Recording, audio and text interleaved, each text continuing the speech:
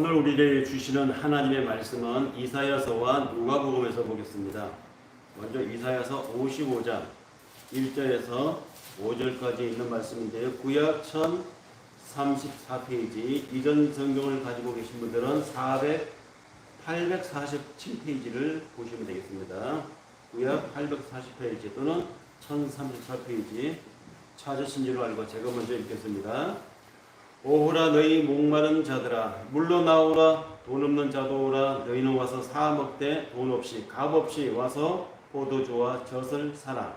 너희가 어찌하여 양식을 아닌 것을 위하여 은혜를 주며 배부르게 하지 못한 것을 위하여 수고하느냐. 내게 듣고 들을지어다. 그러면 너희가 좋은 것을 먹을 것이며 너희 자신들이 기름진 것으로 즐거움을 얻으리라. 너희는 귀를 기울이고 내게로 나와 들으라. 그리하면 너희의 영혼이 살리라. 내가 너희를 위하여 영원한 언약을 맺으리니 곧 다윗에게 허락한 확실한 은혜니라. 보라, 내가 내 만민에게 증인으로 세웠고 만민의 인도자와 능력자로 삼았나니. 보라, 네가 알지 못하는 나라를 네가 부를 것이며 너를 알지 못한 나라가 네게로 달려올 것은 여호와 네 하나님 곧 이스라엘의 거룩하심으로 말미암음이니라. 이는 그가 너를 영화롭게 하였느니라. 누가복음에 있는 말씀을 한번 더 보겠습니다. 구약과 신약 균등해서 보는 차원에서 누가복음 14장 12절에서 14절에 있는 말씀인데요. 신약 119페이지, 이전 성경은 105페이지에 나열되어 있습니다. 12절을 제가 먼저 읽겠습니다. 또 자기를 청한 자에게 이르시되 네가 점심이나 저녁이나 베풀거든 거치나 형제나 친척이나 부한 이웃을 청하지 말라. 그럴건대 그 사람들이 너를 도로 청하여 네게 가품이 될까 하노라. 잔치를 베풀거든 차라리 가난한 자들과 몸 불편한 자들과 자는 자들과 맹인들을 청하라. 함께 읽읍시다. 그리하면 그들이 갚을 것이 없으므로 네게 복이 되리니 이는 의인들의 구할 시에 네가 갚음을 받겠음이니라 하시더라. 아멘. 드려진 예물 봉헌의 시간 갖겠습니다.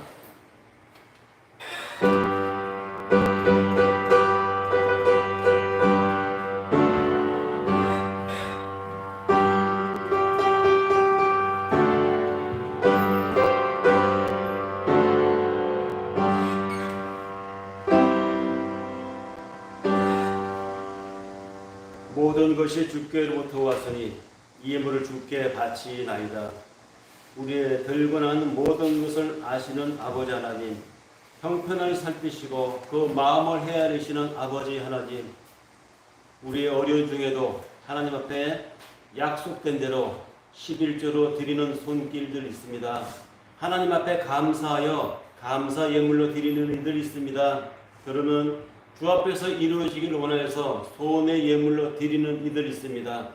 어떤 처지에서 무슨 마음으로 드렸든지 이미 주께서 저들의 형편을 아시고 그 마음을 받으신 바 형편을 헤아리시고 필요한 것에 필요를 채워주시고 감사할 것은 더 큰 감사를 누리게 하시며 물질로부터의 자유함을 있는 하나님의 능력자들 되게 하여 주시기만을 원하옵고 귀하게 드려진 예물이오니 사용되는 곳에도 하나님의 능력이 또한 함께 하실 줄 믿사오며 우리 주 예수 그리스도의 이름으로 감사하며 축복하며 기도드립니다.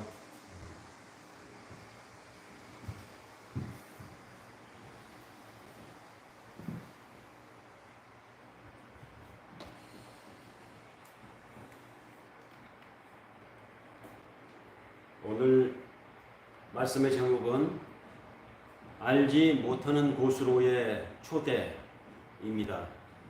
초대자는 당연히 하나님이시겠죠. 하나님이 우리를 교회로 부르셨습니다. 하나님이 우리를 신자의 반열로 부르셨죠. 근데 하나님이 우리를 부르셨는데 부르시는 그 표현이 구약 이사야 예언자의 글을 보니까 네가 알지 못했던 그 나라를 네가 만나게 될 것이요 라고 표현을 했습니다. 아니 또 뒤에 가보면 네가 전혀 보지 못했던 그 나라가 너에게 다가갈 것이요 라고 또 묘사를 합니다. 하나님의 초대를 이렇게 묘사를 한 것이죠.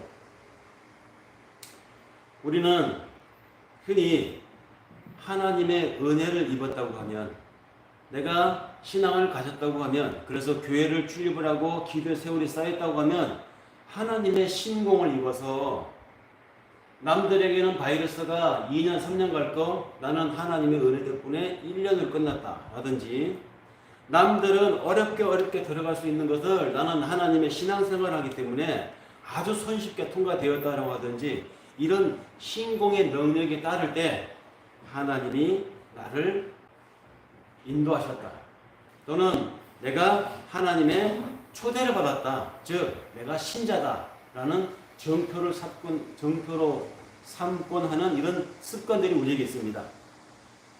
그런데 오늘 이사야 예언자가 한 이 말을 바탕으로 해서 하나님이 초대하는 나라는 우리가 알아왔던 그런 식의 하나님의 나라가 아니라는 것을 예언자는 오래전에 망해가는 이스라엘 사람, 아니 이미 망해버린 이스라엘 사람들이 얘기했습니다. 그들이 하나님에 대한 신앙을 팔아먹고 하나님의 선민이라고 하는 의식만 남아있지 그 생활은 전혀 하나님 자녀답지 않은 생활을 해서 나라가 망하고 그들의 민족이 찌개갈 때 이사야 예언자가 말했습니다. 너희들이 다시 순수한 이스라엘로 돌아오기만 한다면 하나님이 너희가 알지 못했던 나라, 너희를 알지 못하는 나라가 너희에게 다가갈 것이요 너희가 그 나라를 알 것이니라. 즉 하나님의 다시 초대를 언급을 했습니다.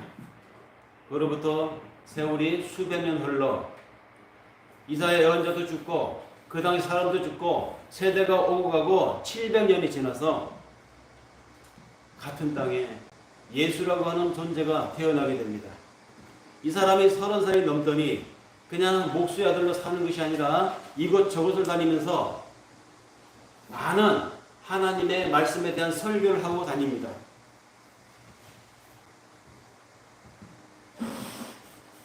그의 말씀에 감동이 있어 수많은 사람들이 몰려듭니다. 소위 예수는 그 사회에, 그 시대에 어마어마한 영향력을 끼치는 셀럽이 된 것이죠. 그 즈음에 바리새파 두령이 예수를 자기 집에 식사 초대를 하게 됩니다. 이 바리새파 두령은 예수를 어떤 존재로 보았길래 그 예수를 자기 집에 손수 초대를 했을까요? 이 바리새파 두령이 보기에 예수는 부유한 이웃으로 여겼던 것입니다. 여기서 말하는 부유한 이웃이란 영향력 있는 사람을 말합니다. 돈을 많이 가진 사람일 뿐만 아니라 영향력 있는 사람, 많은 사람들에게 영향력을 끼칠 수 있는 사람이면 이 바리새파 두령이 봤을 때는 부한 이웃이었던 것이죠. 그래서 그를 자기 집에 초대했는데 의외로 예수님은 자기를 초대한 그 바리새파 두령에게 이런 말씀을 하십니다. 부한 이웃을 초대하지 말라고. 네 친척을 초대하지 말라고. 너의 초대를 다시 초대로 대갚할 능력 있는 사람을 초대하지 말라고. 그러면서 예수님은 누구를 초대하라고 말하느냐? 차라리 네가 직접 식사 자리에 초대를 굳이 하고 싶으면 저 거리에 나가서 너에게 대갚아줄 능력이 없는 사람들, 다시 말해서 영향력이 없는 사람들을 초대하라고 말을 합니다. 그 앞전에 보면 바리새파 사람들이 생각하는 안식일 개념이 있었죠. 근데 예수님은 이 안식일 개념을 뒤엎었습니다. 근데 그 부분에서 이 바리새파 두령에게 다시 한번 이야기를 하죠. 안식일에 대한 논쟁이 있었습니다. 결국은 예수님은 안식일에 대한 논쟁에서 바리새파 사람들의 의견에 그들의 이념에 동의하지 않습니다. 그러니까 이 바리새파 두령은 예수를 자기 집에 초대해서 그의 능력 있고 율법에 통달한 이 사람을 좌파 사람으로 끌어들여서 자신들의 영향력 극대화를 꾀했던 것이죠. 그렇게 해서 만약에 잘 파쇄되게 되면 좋지만 만약에 그게 틀어지게 되면 그 예수를 제거할 속셈으로 예수를 자기 집에 초대했던 것입니다. 안식일 논쟁에서 만약에 예수가 그들의 견해를 거부하지 않고 동의해 주었더라면 예수는 아마 그날로 그 바리새파 사람들 중에 높은 자리 하나를 차지해서 소위 기득권자가 돼가지고 영향력 있는 사람이 되어서 그들의 부유한 이웃이 되었을 것입니다. 그러나 그들의 기대대로 움직이지 않았으니 바리새파 이 두령은 이 사람은 우리와 함께할 사람이 못 되는구나. 같은 길을 걸을 수 없는 사람이라고 하면 적인데 적이라면 어떻게 해야 될까요? 제거해야 되겠죠. 그래서 결별이라고 하는 답을 속으로 내립니다. 그 결별이라고 내린 답의 결과가 무엇이었습니까? 그것이 바로 십자가의 말로였습니다. 자기들과 같이 영향력 있는 사람으로 부유한 이웃으로 한 세상 살기를 종용했던 바리새파 사람이었지만 예수는 그들에게 부유한 이웃으로 오지 않았습니다. 아마 앞으로도 예수님은 부유한 이웃으로 우리에게 오지는 않을 것입니다. 오히려 예수님은 마태복음 25장 40절에 보면 당신의 입지를 나는 여기 있는 이 지극히 작은 자 하나와 같다. 이렇게 자신을 부유한 이웃이 아니라 지극히 초라한 자와 동일시하신 언급이 있습니다. 이 지극히 작은 자 하나에게 한 것이 바로 나에게 한 것이다 라고 하시는 예수님이 언급해서 당신은 절대 부유한 자, 넉넉한 자, 사람들에게 영향을 끼치는 자, 누가 봐도 다 성공한 자라고 추앙받는 그런 자로는 어필되지 않을 것임을 얘기하셨습니다. 그것은 지금도 마찬가지라는 것이죠. 그러므로 우리가 작은 예수로 살아간다고 하면, 우리가 신앙인으로 살아간다고 하면 우리는 천군 천사를 이끌고 구름 속에서 오시는 그 우람한 영광 중에 오시는 예수님을 전거하기 이전에, 구원자로 오신 만왕의 왕을 전거하기 이전에 우리가 지금 살아있기 때문에 예수님도 살아있는 동안은 작은 자와 동일시하게 살았습니다. 우리가 예수를 믿는 사람이라고 하면 예수의 바로 그런 작은 자와 연대하는 삶으로 예수를 전해야 한다는 것입니다. 이것이 누가복음 14장 12절 14절에 있는 하나님의 계시고 700년 전 이사야 예언자를 통해서 이스라엘 사람들에게 참 이스라엘로 너희들이 거듭난다면 너희가 알지 못하는 나라가 너에게 올 것이요 너희를 알지 못하는 나라가 너에게 다가올 것이라고 하는 알지 못하는 곳으로의 초대에 계시되어 있는 하나님의 말씀입니다. 그러니까 예언자 이사야가 자신의 예언을 던질 때 그 말을 듣는 사람들은 바벨론 사람들이 아닙니다. 암몬 사람들도 아니고 에돔 사람들도 아니었어요. 이스라엘 사람들이었습니다. 오늘 예수님이 누가복음 14장에 있는 이 말씀을 통해서 자신의 말씀을 듣는 사람들도 누굽니까? 이 시대로 환원해서 이 시대 용어로 말하면 교회에 다니는 우리들을 향해서 하시는 말씀입니다. 그런데 교회를 다니는 오늘 우리들의 현실을 돌아보면 우리들의 삶은 어떤가요? 나의 마음은 어떤가? 나를 포함한 우리 공동체의 삶은 어떻고 이 땅에 교회를 다닌다고 하는 수많은 교회의 행태, 삶의 양태, 그 문화적인 모양들은 어떻습니까? 자신이 없습니다. 반대로 살고 있기 때문입니다. 예수를 믿는다고 하면서 성경을 사랑한다고 하면서 예수와 반대로 살고 성경과 다르게 사는 모습들을 우리는 경험하고 있고 목격하고 있습니다. 어떻게 보면 이런 생각도 들어요. 신앙생활이 꼭 투자하는 것 같다. 투자. 헌금을 많이 하면 그 헌금은 구원이라고 하는 상품을 사는 행위 같고, 교회에 와서 봉사를 많이 하고 교회에 더 많은 애정을 쏟으면 그만큼 하나님 앞에 더 많은 축복을 받을 반대급부를 기대하고 하는 행위 같고, 이거 전부 다 이런 마음들이 저변에 깔린 게 이거 뭐 하나님께 하는 한 만큼 되돌려 받는다고 하는 투자 같은 생각이 든다는 말이죠.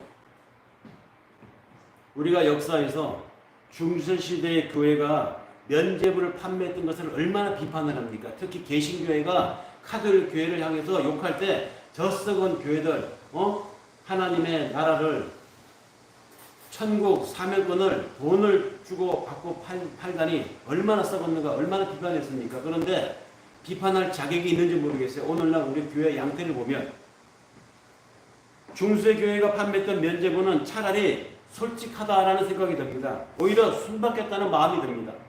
왜냐하면 그때는 면죄부라고 하는 영수증이라도 줬거든요. 근데 오늘날에는 교회가 헌금을 많이 하는 사람에게 영수증 줍니까? 그런 것도 없으면서 구원을 팔아먹는 것 같은 느낌이 드는 게 저만은 아닐 것입니다. 천국을 매매한다라고 하는 느낌이 저만이 갖는 느낌이겠습니까?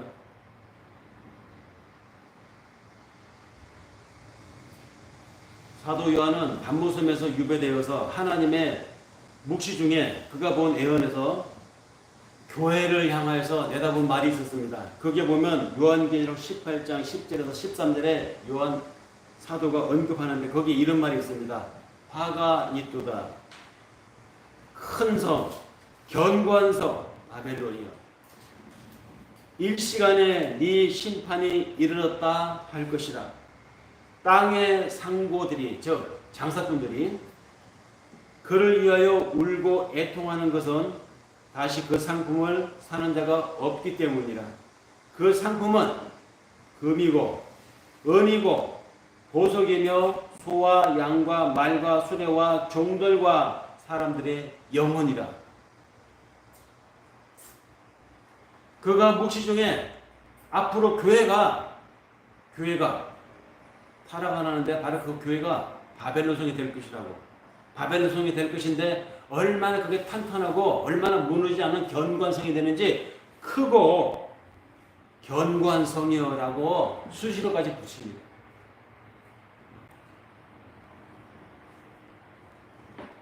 사람의 영혼을 돈으로 계산하는 바벨론성, 그 성을 사도 요한은 큰 성이라고 했고 견고한 성이라고 묘사를 했습니다. 그런데 역사적으로 바벨론성이 어떤 곳이었습니까? 하나님의 백성들이 끌려가서 눈물로 속절없이 허송 세월을 보냈던 그 도성이 이전에 옛날에 바벨론 도성이었습니다. 그렇지만 오늘 우리들 앞에 해석되는 바벨론 성은 그것에 사로잡혀서 그것을 위해서 일을 하고 그것 때문에 울기도 하고 그것 때문에 웃기도 하고 그것 때문에 때로는 한숨을 쉬고 그것 때문에 울고 웃고 슬퍼하고 비통해하는 우리들의 도시생활 바벨론 아니겠습니까? 우리는 이 도성의 실체를 제대로 알아야 합니다. 왜냐하면 분명히 우리가 신앙생활을 제대로 하려고만 하면 사단이 준동을 해서 역사하고 있는데 우리는 그 사단의 실체를 잘 몰라요. 나에게 좋은 말로 다가오는 사람이 사단인지 정말 내 친구인지 우리 구분할 수가 없습니다. 왜? 그 사람과의 이해관계가 얽혀있고 그 전에 먼저 내 마음속에 그 사람의 말에 혹할 만한 내 속에 미혹의 영이 다른 누군가 아니라 내 속에 한 부분에 있기 때문입니다. 이 미혹의 영이 나에게 이익되는 말과 영합을 하게 되면 그 말을 해주는 저 사람이 하나님인지 사단인지 구분할 수가 없다는 것입니다. 사단은 분명 자기 본명으로 사람들에게 나타나 사람들을 속이지 않습니다. 광명의 천사로 나타나기도 하고 하나님의 일꾼으로 나타나기도 하며 에르메스 명품 가방으로 나타나기도 하고 사회사업가로 나타나기도 하고 자타가 다 공인하는 이름난 선교사로 나타나기도 하기 때문에 사람들이 미혹이 되는 것입니다. 그래서 칼 막스 같은 공산주의 이론의 창시자는 그런 말을 했죠. 종교를 인민의 아편이라고. 종교적 기능을 제대로 하지 못하면 그 인민들에게 아편이다. 이건 대단한 통찰입니다. 정확한 지적이었어요. 왜냐하면 칼 막스가 공부를 하고 활동했던 그 시절에는 교회 기득권자들이 저 교회 신부들이 목사들이 공장에서 착취하는 노동자들 편이 되는 것이 아니라 자본가 편이 되었고 농장에서 대지주의 편의에 함께 서가지고 그들의 눈물을 빠는 데 일조했기 때문입니다. 왜? 신분제를 인정을 했고 신분제가 하나님이 주신 제도라고 옹호를 했습니다. 부자와 귀족과 성직자는 하나의 신분이었던 것이죠. 이 신분제에 편성해가지고 종교 지도자들이 인민의 눈물을 외면하고 오히려 그 제도를 강화하는 데에 말씀으로 성경 말씀을 뽑아내가지고 거기에 강화하는 역할을 하였으니 거기에 쇠뇌되어서 죽는 줄도 모르고 자기 눈물이 억울한 줄도 모르고 이렇게 사는 것이 마땅한 것이라고 인민들을 호도하니 칼막스가 보기에는 그건 아편이었다는 것이죠. 근데 종교가 제 기능을 하지 못하고 종교가 역기능을 하게 되면 즉 오용이 되고 남용되고 악용되면 순기능에서 벗어나 역기능을 하게 되면 종교가 아편이라는 말은 그때뿐만이 아닙니다. 오늘날도 마찬가지죠. 똥인지 된장인지 흔히 쓰는 말로 구분을 못하는 사람들이 하나님의 이름으로라는 말만 하면 다 하나님이 하시는 말씀인 줄 알고 광화문에 모여서 태극기 들고 외치는 사람들 얼마나 많습니까? 공공의 방역을 위해서는 삼가해 줘야 될 교회가 하나님의 이름으로 외치면 사람들이 막 구름대같이 모입니다. 그거 아편이에요.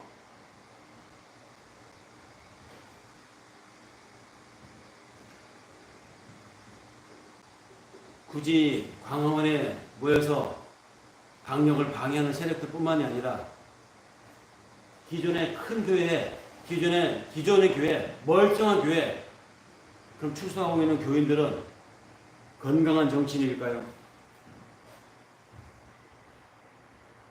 말씀을 남 오용하기는 어느 교회나 마찬가지인 것 같아요. 저도 한때 무지에서 한 부분의 말씀을 가지고 그것을 극대화하고 학대해가지고 말씀을 전하다가 본문을 모르고 맥락을 잊은 채 그 부분만 강조해가지고 말씀을 전했던 부끄러운 기억을 지금도 생각하면 낯뜨거워요. 내가 참 무지했구나. 아편이 구원일 수는 없습니다. 구원일 수 없는 것을 구원이라는 이름으로 팔아먹는 게 또 우리 현실입니다. 하기야 잠시 잠깐이기는 하지만 아편이 세상의 근심을 덜어주기는 합니다. 그 아편이 살아가는 고통을 잊게 해주기도 합니다. 그러니 장사가 되기는 하죠. 그래서 그 장사가 되니까 거기에 편성을 해가지고 이 교회 저 교회마다 내 장막틀을 넓히라 라는 미명의 현수막을 걸면 너도 나도 교회를 짓겠다고 교회 건축 헌금을 하고 세상에 재앙이 일어나면 불우한 이웃을 돕자고 현수막을 내놓으면 또 교회 이름으로 헌금들 해서 그 모인 구제금을 가지고 세상에 생색을 내면서 구호 자금을 내기도 합니다. 교회라고 하는 이름으로 벌어지는 이 땅의 일들 바로 바벨론의 일입니다.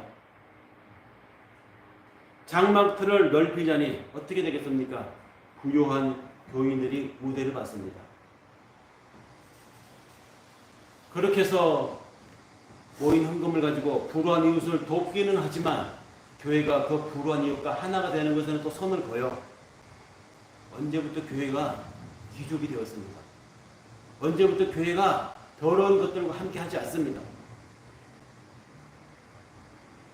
이 땅의 현실입니다.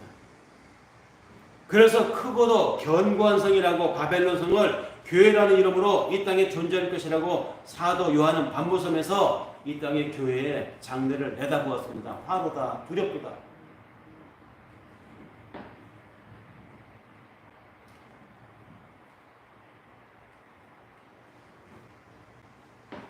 신자들의 열심을 사고 신자들의 충성과 봉사를 팔며 더 나아가 그들의 목숨까지 담보잡고 평안을 팔고 소원을 팔고 천국을 팔고 더 나아가 하나님까지 판매하는 그 같은 느낌이 저만이 아니라 얼마나 많은 사람들이 같은 생각을 갖는 거예요.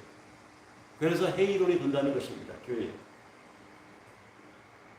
이런 바벨론 백화점, 이런 바벨론 백화점에 오는 손님은 구매력이 있어야 합니다.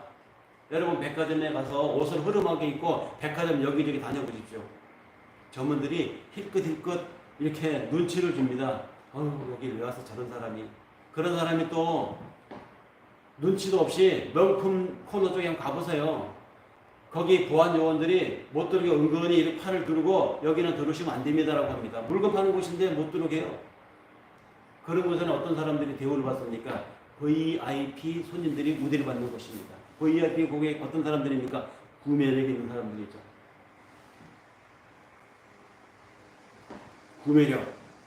구매력이 뭡니까? 돈입니다.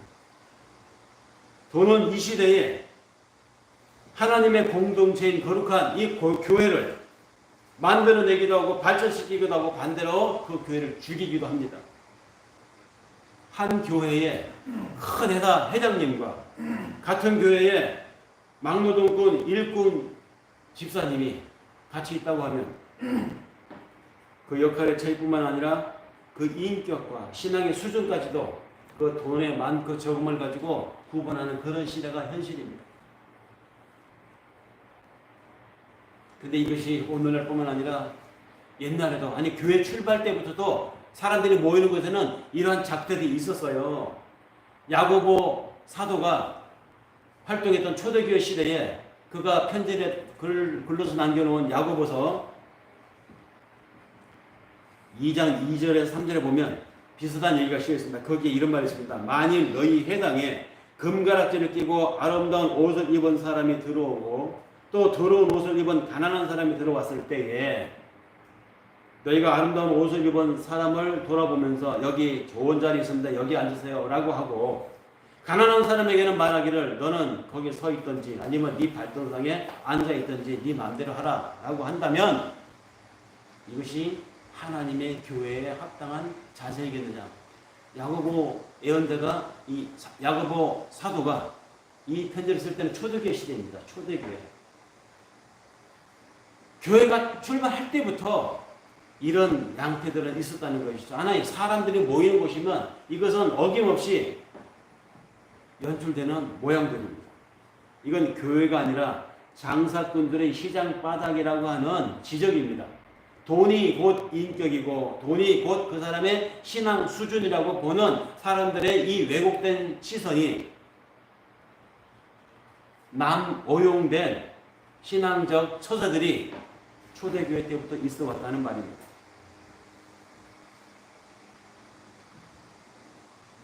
교회는 하나님이 우리를 초대하셔서 그 초대를 받은 사람들이 모여서 예배드리는 곳입니다. 그러니까 교회는 거룩한 공동체라고 하는 것이죠. 하나님이 우리를 초대하시는 이 성격은 어떤 것일까요?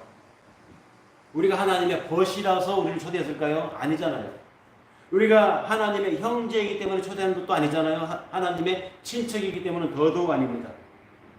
그렇다고 우리가 하나님과 견줄 만한 넉넉한 부자이기 때문에 우리를 불렀을까요? 하나님은 모든 걸 창조하시고 모든 걸 만드신 분이고 전능하신 분이고 전지하신 분인데 그 하나님에 비하면 우리는 부자든 고매한 자든 가난한 자든 인간이라고 하는 존재 자체가 얼마나 비굴하고 보잘것없는 존재입니까? 그야말로 하나님 앞에 가난의 극치에 있는 존재가 우리들입니다. 그런 우리를 하나님이 당신의 면전으로 초대했습니다. 그래서 우리는 하나님을 만난 존재가 되었습니다. 바울이 로마에 보낸 편지 속에서 이 양상을 이렇게 묘사했습니다. 우리가 아직 죄인 되었을 때에 하나님의 사랑이 우리에게 부은 바가 되었고 우리가 경건치 아니할 때에 그리스도께서 우리를 위해서 죽으셨다. 다시 말해서 우리가 죄인이 아니어서 하나님 우리를 만나주신 것이 아니라 죄인이었을 때 만나주었다. 우리가 더러운 생활하고 부질없는 생활하고 살 때에도 하나님이 우리를 만나주셨다는 것입니다. 자격이 돼서 만난 것이 아니라 하나님께서 일방적으로 우리를 찾아와 주셨고 우리를 초대해 주셨다는 것이죠. 그러니 우리가 하나님 앞에 어떻게 보답을 하겠습니까?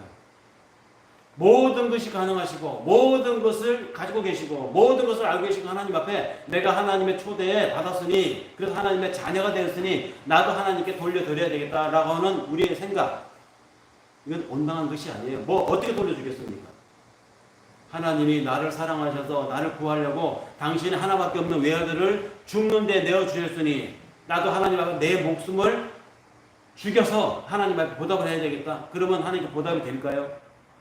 나 하나 죽는다고 하나님께 무슨 영화가 더 올라가겠습니까? 하나님이 가장 싫어하는 게 뭔지 아세요? 인간인 주제에 하나님의 은혜를 입었다고 하나님 앞에 받은 대로 내가 하나님께 보답하겠다고 하는 생각입니다. 다시 말해서 하나님이 가장 싫어하는 것은 주고받는 거래 원리예요. 거래 원리. 이 거래 원리가 뭡니까? 바로 장사 속이라는 것입니다. give and take. 하나님은 give and take로 우리를 초대하신 것이 아니에요. 하나님은 우리 죄로 죽을 수밖에 없는 상황, 아니 이미 우리가 죽어버려 있는 그런 상황에서 우리를 살리고자 우리를 초대하셨습니다. 그렇다고 우리를 그렇게 살려서 키워서 당신이 성경을 받자고 우리를 부르신 것도 아닙니다. 왜 우리를 부르셨는가? 부르심은 값 없는 가난한 사람들, 나보다 더 약한 사람들, 자신에 대해서 철저하게 절망하고 살아가는 사람들에게 하나님이 우리에게 다가와 준 것처럼 너희도 그렇게 다가가라고 불러주신 것입니다. 다시 말해서 신자로서 부유한 자가 되었다 한들 우리가 하나님을 섬길 필요가 없다는 것이죠. 하나님 또한 우리가 당신을 섬길 것을 요구하지 않습니다. 그런 기대 애당초 하나님은 하지도 않았어요. 그러면 다시 한번 또 이런 질문입니다. 그러면 하나님 우리를 왜 신자로 만드셨습니까? 왜 우리를 초대하셨습니까? 갚을 것이 쥐뿔도 없는 우리를 하나님 왜 초대하셨나요? 말씀드렸잖아요. 이유는 간단합니다. 우리도 그렇게 하라고 우리를 부르신 거예요. 우리도 그렇게 하라고.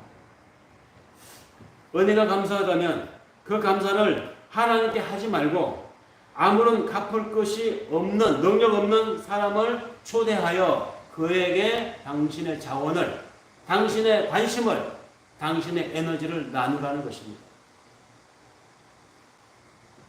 교회가 이런 사람들을 모아서 이러한 원리를 확인하는 곳입니다.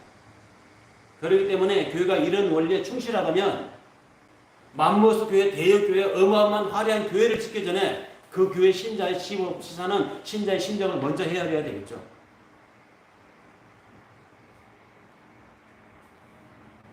그러나 오늘의 우리 교회들을 오래전에 암모섬에서 환상 중에 본 요한의 계시속에는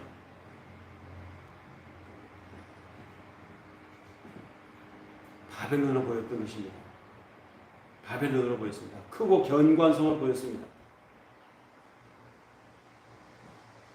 오늘의 교회를 다니는 사람들은 자기들 도움 없이도 잘 지내시는 하나님을 위해서는 온갖 정성을 아끼지 않으면서 정작 자신들이 관심을 가져줘야 할 사회적 약자에 대해서는 외면하거나 침묵하거나 남의 눈치가 있어서 부득이 관여하지 않을 수 없을 때에는 그나마 마지못해 최소한의 부득이한 성의를 표현하는 이런 모양으로 사람들 앞에 비춰지고 하나님도 그렇게 보고 계십니다.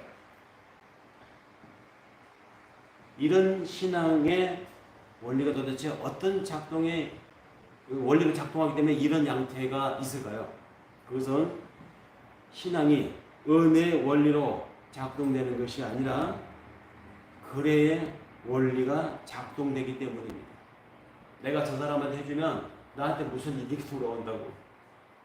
그래서 안 하는 거예요. 반면에 저 사람에게 물심양면으로 내 관심을 다 가지고 투자를 하는 이유는 나에게 돌아올 것이 기대되기 때문입니다. 강한 자 앞에서 약하고 약한 자 앞에서 강한 처신을 하는 것에 세상에 이치고 세상에 살아가는 사람들이 생존 방식인데, 아니 이 방식이 우리 믿음의 공동체 교회에서도 언뜻 나타날 때마다 참담함을 느낍니다. 하나님이 우리를 부르신 것처럼 우리도 약한 사람들, 절망에 있는 사람들을 향하여서 내 삶이 작동될 수 있다면 세상 사람들이 말할 것입니다. 그래도 교회가 있어서 세상에 최고의 보루는 있구나. 그래도 교회가, 이런 교회를 다니는 사람들 때문에 우리에게는 이 세상에 아직 희망이 있구나. 이런 위로를 받을 텐데 오늘날 우리 교회가 세상에 그런 위로를 줍니까? 위로는커녕 욕이나 안 먹으면 다행이죠. 욕을 먹고 있잖아요.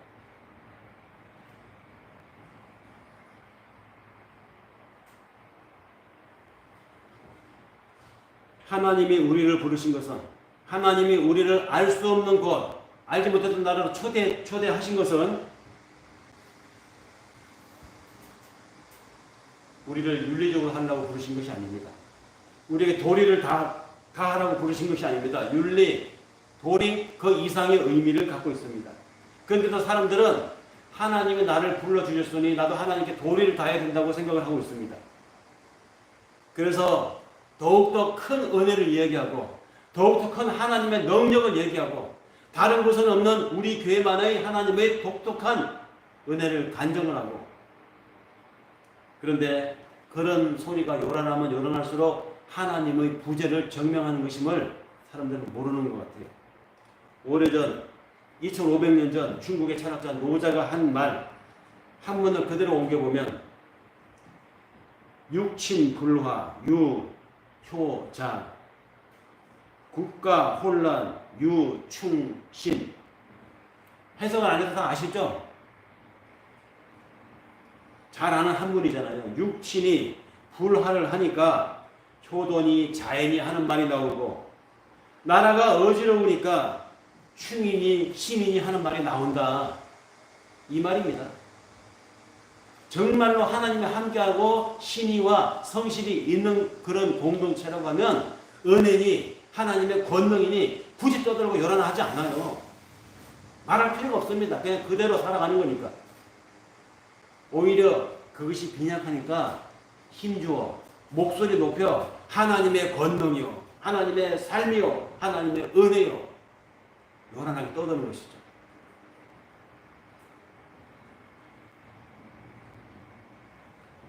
하나님은 오늘 이사야 예언자의 말씀과 누가복음의 14장에 있는 말씀을 통해서 우리에게 주시는 메시지는 명확합니다. 신앙은 삶이다. 삶은 관계다. 다시 말해서 신앙은 관계라는 것입니다. 관계는 잠깐 스쳐 지나가는 것이 아니죠. 지속적인 것입니다. 그리고 조용한 것입니다. 말에 설명할 필요가 없는 것이죠. 육친이 불한다는 것이 무슨 얘기입니까? 관계가 틀어졌다는 것입니다. 각자가 있어야 할 자리에 있지 못하고 있어야 할 자리가 깨졌다는 것입니다. 신앙은 깨진 관계를 회복하는 것이고 이후 그 회복된 자기의 자리를 각자 지키는 것입니다. 관계의 구성원 모두가 자기 자신의 도리를 지키기만 한다면 효도가 필요가 없어요.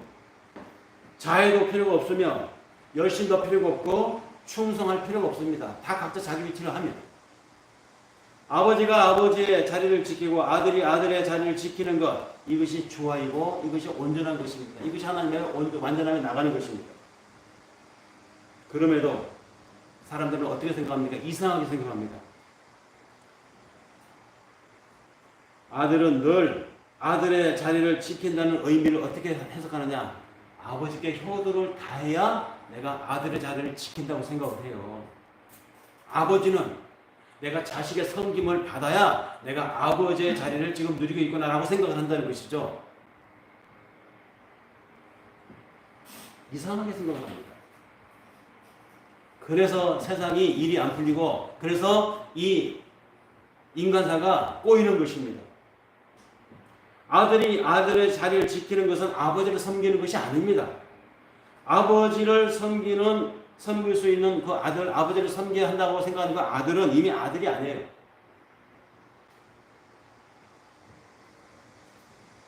아버지는 아들을 섬기지 않아도 아버지고 아들은 아버지를 섬기지 않아도 아들입니다. 무슨 얘기냐면 아버지가 아무리 늙어서 힘이 쭈그러들고 몸이 작아지고 경제적인 능력이 떨어져도 아들한테 아버지는 여전히 넘을 수 없는 큰 산으로 존재의 권위고 그 존재 자체로 아버지가 있어야 되는 것입니다.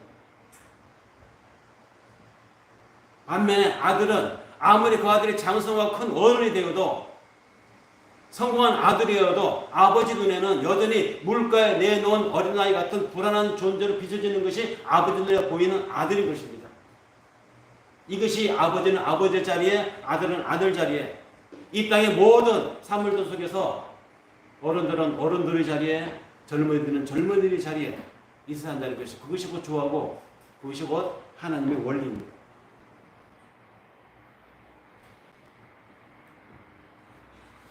만약에 아버지, 어머니께 내가 받은 만큼 돌려줘야 된다고 생각을 하는 아들이 있다면, 또 내가 키웠으니 마땅히 내 노후에 이놈들이 나에게 효도를 다 해야 된다고 마땅하다고 생각을 하는 부모가 있다면, 그건 부모와 자식의 관계가 아니에요. 왜? 계산하니까. 장사잖아요. 하나님이 우리를 초대하신 원리가 똑같다는 것입니다. 내가 너희를 부른 것은 내가 너희에게 한 것이 너희도 이렇게 하라. 하나님이 가장 싫어하는 것이 뭡니까? 주고받는 원리라고 했잖아요. 내가 하나님께 이만큼 은혜를 받았으니 나도 하나님께 갚아야 된다고 헌금을 많이 하고 교회 꼭꼭 출석하고 예배를 하나도 안 빠뜨리고 종교 행사에 있어서는 철저하게 하는데 그 사람의 삶이 하나님과 관계된 그 외의 대인관계 엉망이라고 하면 그건 자기 자신을 속이는 것이고 하나님 말씀을 남용, 오용, 아이용하는 거예요. 엉터리로 사는 것이죠. 계산하는 것 아니니까. 상당수의 부모들이 기껏 자식을 키워놓고는 그 자식이 자기 마음에 안 들 것 같은 결단하거나 행동을 하면 이렇게 말합니다. 내가 너를 어떻게 키웠는데, 내가 너를 어떻게 키웠는데, 이런 말 자주 해요. 정말 묻겠습니다. 어떻게 키웠습니까? 나이가 들어 오갈데없는 신세가 될 것이 염려가 되어서 키운 것일까요? 진자리 마른자리 갈아 누일 때 그 마음속에 내가 나중에 이 모든 수고 헌신을 되돌려 받을 것을 계산하면서 자식을 키웠냐고요? 그렇지 않잖아요. 만약에 그런 마음을 키웠다고 하면 그건 부모일 수 없습니다. 말만 부모이지 실제는 장사꾼이기 때문입니다. 부모는 자식을 키우는 것이 그것이 그들의 삶이기 때문에 자식을 키우는 거예요. 그것이 그들의 기쁨이고 존재하는 이유이기 때문에 자식을 키우는 것입니다. 키워가는 그것이 즐거움이고 어려움 속에서도 그 한 생명이 자라가고 알이 굵어가고 세상에 대한 사물을 개가고 도를 익혀가는 그것이 감사하고 경외심을 가지고 사는 것이 이 땅의 부모들입니다. 이런 부모들은 자식에게 돌려받을 것을 기대하지 않습니다. 다만 그의 자식들도 자신처럼 살아주기를 바랄 뿐입니다. 이것이 부모의 마음입니다. 말씀을 정리하겠습니다. 바로 이것이 우리를 초대하신 하나님의 계시입니다. 하나님 당신이 우리를 초대하신 것처럼 우리도 다른 사람들을 초대하기를 원하시는 하나님, 이런 하나님의 초대를 우리가 알게 된다면 우리는 더 이상 하나님을 섬기려고 애쓰지 않습니다. 그래서 예수님이 그렇게 말씀하신 거예요. 자신을 초대한 바리새파 두 명을 향해서 잔치를 베풀려거든 차라리 가난한 사람들, 저는 사람들, 온전치 못한 사람들, 보지 못하는 사람들을 초대해라. 그리하면 저희가 갚을 것이 없는 거로 이 잔치에 초대한 너에게 큰 복이 될 것이다. 되돌려 받을 것이 없는 사람을 향한 나의 연대, 우리의 관심이 하나님의 메시지입니다. 내가 주기만 하고 끝내야 되는 사람에게 해야 한다는 말입니다. 마음의 가난과 내 처지에 곤란하면서 우리는 이미 이런 하나님을 경험해 본 사람들입니다. 그래서 우리는 하나님의 자녀들입니다. 그 경험한 바를, 그 느꼈던 감사를, 그 은혜를 다른 사람들에게 나누라는 것입니다. 하나님은 지금도 오늘도 이 순간에도